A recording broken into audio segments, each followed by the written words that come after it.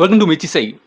So big boss ஹவுஸில் பார்த்தீங்கன்னா 100 நாட்கள் வந்து கண்டஸ்டன்ஸ் வந்து இருப்பாங்க. அந்த 100 நாட்கள் வந்து அவங்க என்னெல்லாம் பண்ணுறாங்க, என்னெல்லாம் ஆக்டிவிட்டி பண்ணுறாங்க அப்படிங்கிற ஒரு விஷயத்த வந்து உலகத்தில் உள்ள எல்லா மக்களும் வந்து வேடிக்கை பார்ப்பாங்க. ஸோ இதான் பார்த்தீங்கன்னா பிக் பாஸ் ஷோ. ஆனால் நீங்கள் நம்ம பார்க்க போகிற படம் என்னென்னு பார்த்தீங்கன்னா ட்ரூமேன் ஷோ அப்படிங்கிற ஒரு படம்.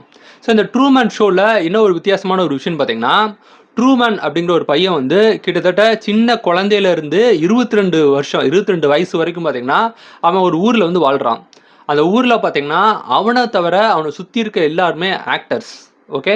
ஸோ அவன் வந்து சின்ன வயசுல இருந்து அவன் வீட்டில் என்ன பண்ணுறான், வெளியே என்ன பண்ணுறான், எங்கே ஒர்க் பண்ணுறான் அப்படிங்கிற ஒரு விஷயத்த அவன் என்னெல்லாம் பண்ணுறான் அப்படிங்கிறத இந்த உலகமே வந்து வேடிக்கை பார்க்குது.